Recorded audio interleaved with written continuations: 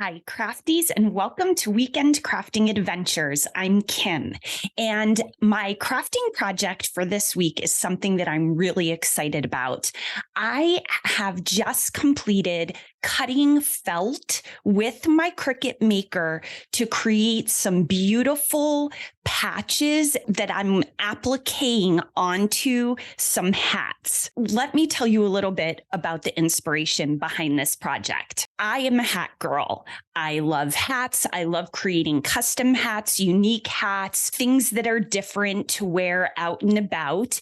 And when I came across the thought of cutting felt, which is something I've really wanted to do for a long time with my Cricut, as I slowly work my way through cutting lots of different materials, one of the materials that I was really excited to cut was felt. And so I kind of thought about the mountains and different kind of flowers and nature. And I thought, let me bring my love of hats, cutting felt, and these different kinds of designs together and applique them onto some trucker hats.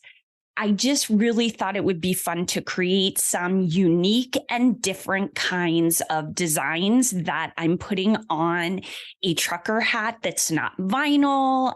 It's not infusible ink. It's definitely a unique way to have a hat. So that's the inspiration behind this project. I did want to let you know that I used a lot of resources for this project.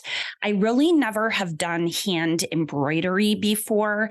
So for me, I needed to do a little bit of research on how to put together my designs once my Cricut had cut out the felt. So I did spend quite a bit of time researching that. And I do have a ton of resources that I will post in the blog about where I kind of learned just kind of the basics, how to get started with this process. And my resources were great. I did take one online class through Creative Fabrica around just the basics of putting a design and felt applique together, and that was super helpful. The class is from Rebecca T, and it's called Turning a Printed Image into an applique hoop. So I wasn't going to be using a hoop to put together my design, but I really thought that it would be a great class to kind of get the basics of putting felt together once it was cut and how you attach the different pieces, and that it was. So that was a great resource for me. I also used a couple of different resources on YouTube where I just learned some basic embroidery stitches. And there were 3 main stitches that I did use, and I'll talk a little bit more about that when I get to the experience of the project. To shout out some of the materials that I used above and beyond what's normally in my crafting corner. Felt. I did order a variety pack of felt off of Amazon. I love it. It was recommended by the Creative Fabrica class. There was a link right to it, and I did decide to go with that, and I'm super happy with it. So that will be linked in my blog post. My rotary blade. I have the rotary blade. I've done a lot of different cutting of fabrics with that blade. So I did need that for this project. I did want to let you know, though, that it does give you the option of cutting felt with a fine tip blade or the rotary blade with your machine. I chose to use the rotary blade. I did not use the fine tip, but if you don't have a maker, I believe you could try this project with a fine tip blade. And I'd be interested to hear how the felt cuts with that if you give it a try. I used my standard grip mat. I did use freezer paper in this project. While I was learning more and more about the cutting process with felt, I did decide to go with the freezer paper technique. I will talk about that more in the experience as well. So those, and of course the trucker hats. That was another out of the ordinary material that I needed for my project, because my idea was to take my felt designs that I'm applying and put them on trucker hats. So I did order my hats from BK Hats. I love them. They're reasonably priced and I love the look of them. So that was one of the other materials, and some embroidery thread to put together all of my designs once I completed them. So let me tell you about the experience of this project. So I decided to go with 3 different designs. I chose 2 that I downloaded from Creative Fabrica. One was a SVG bundle of different kind of retro flowers. And so I wanted to start with a simple design that the Cricut was going to cut with the felt. One, because I wanted to see how the cutting process went, and 2, because I just love the look of the retro flowers. I think it's super fun just to find different ways to combine different colors. And so the retro flower was one of the designs. Then the other one that I downloaded from Creative Fabrica is called a boho desert sun in green. And that one was a little more complicated. It has mountains in it and a sunset, which is something I'm a big fan of in all different designs. So those 2 came from Creative Fabrica. And then I also downloaded one from Cricut Design Space. And that one is a beautiful kind of more of a just ocean, mountains into a sunset scene.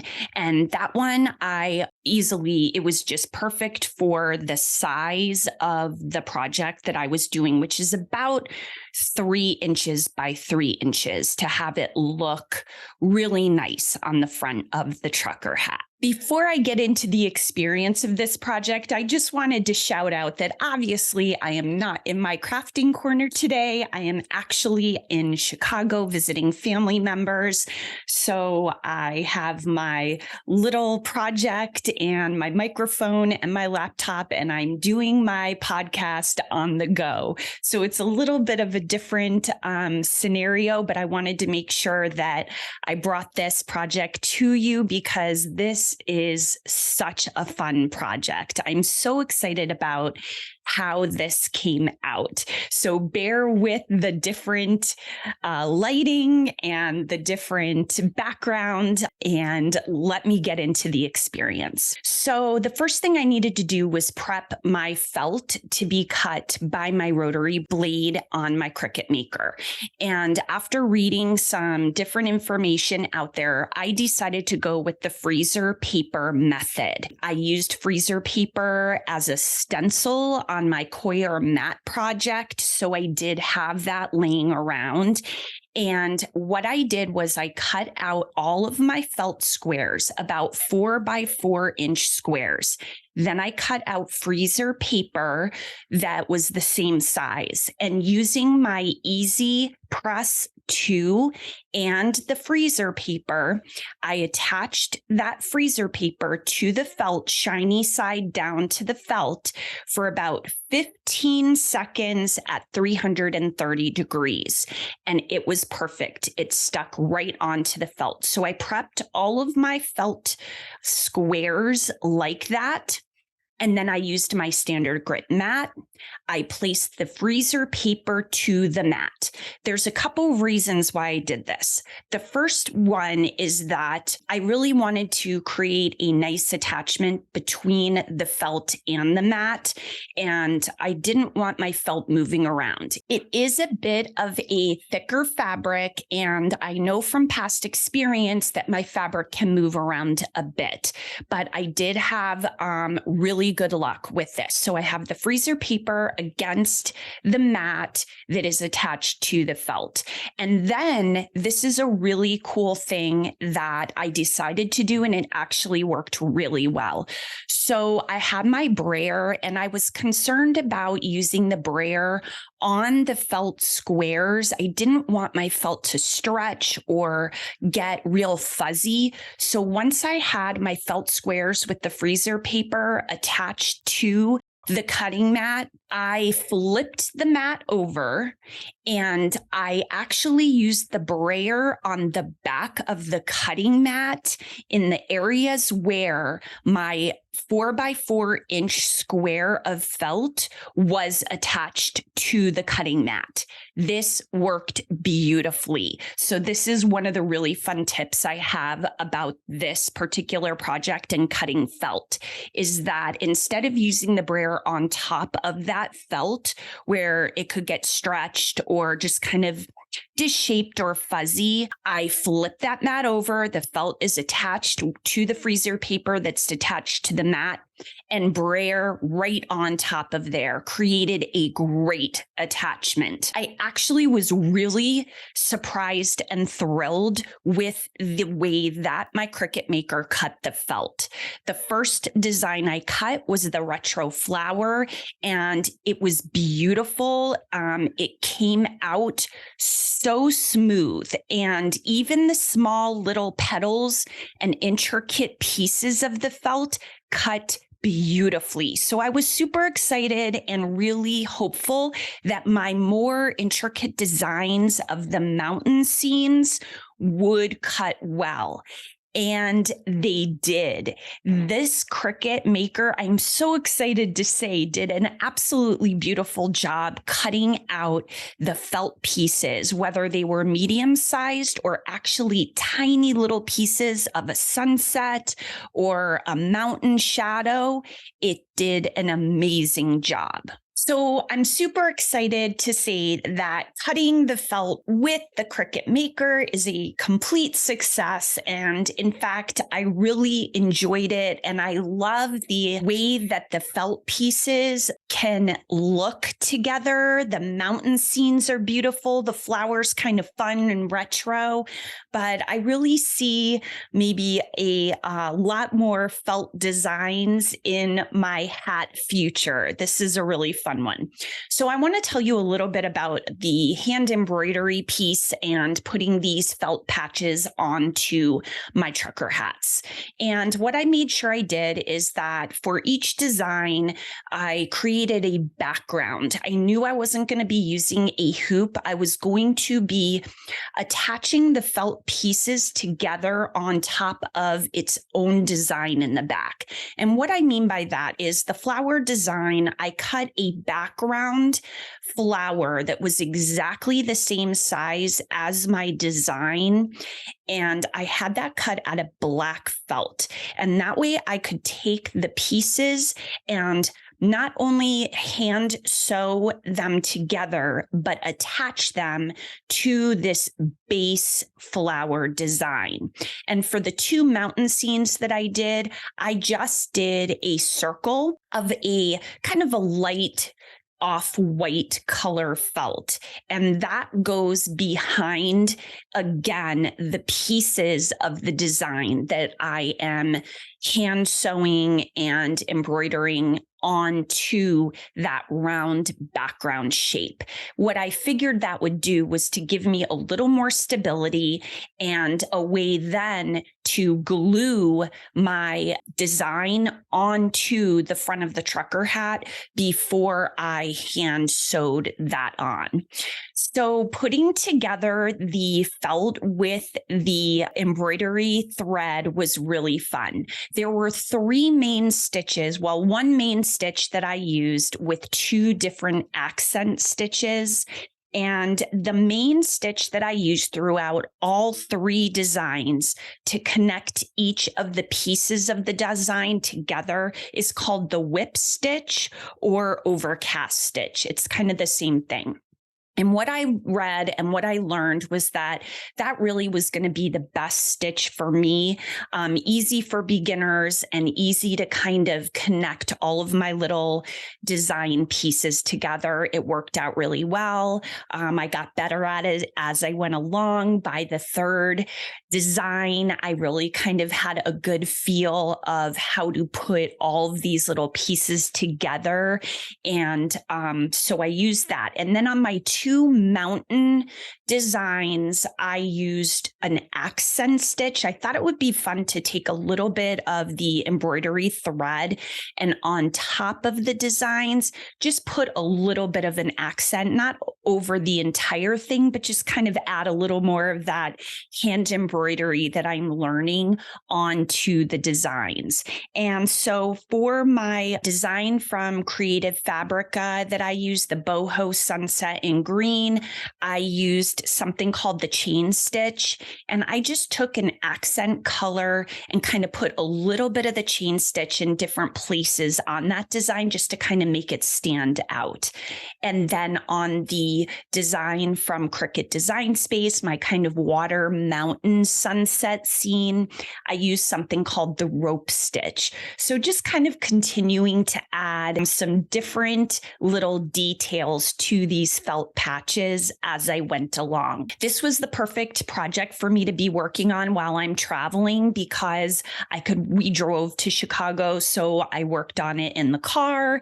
And as we spend time with family members here and we're watching movies or things like that, it was just the perfect little project to be working on throughout the week. Putting together the little intricate designs with the whip stitch, it was fun. It is a longer process than I anticipated, especially for the mountain scenes, just because there were so many teeny little pieces that I was connecting together. But overall, I really love how it came out, and it was really enjoyable to be working with a fabric and a different kind of material that I was going to be putting on my hat. So in order to put these patches onto the hats, I used my Beacon Fabri-Tac glue as a base just to make sure that I got it exactly where I wanted it. And so when I was working to connect that patch to the trucker hat, my design would not be moving around. I did not want to pin it to the hat because I didn't want to damage the look of my designs with the felt. That worked really well. And then again, in order to connect my patches to the hat, I used that whip stitch again around the entire design, and I connected it to my front of my trucker hats. I love how they turned out. I think they're super unique. I'm really excited to make more of them. And let me get to my crafting keepers for this episode. My first crafting keeper for this crafting project is going to be attaching the freezer paper to the felt before having my Cricut cut the felt.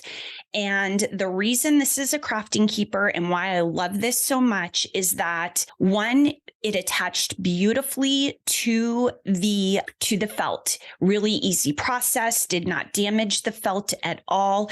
And when I was done cutting, the freezer paper just peeled right off the felt. Didn't damage it, didn't make it fuzzy, and it kept my cutting mat clean. So because of those two factors, that is definitely a crafting keeper.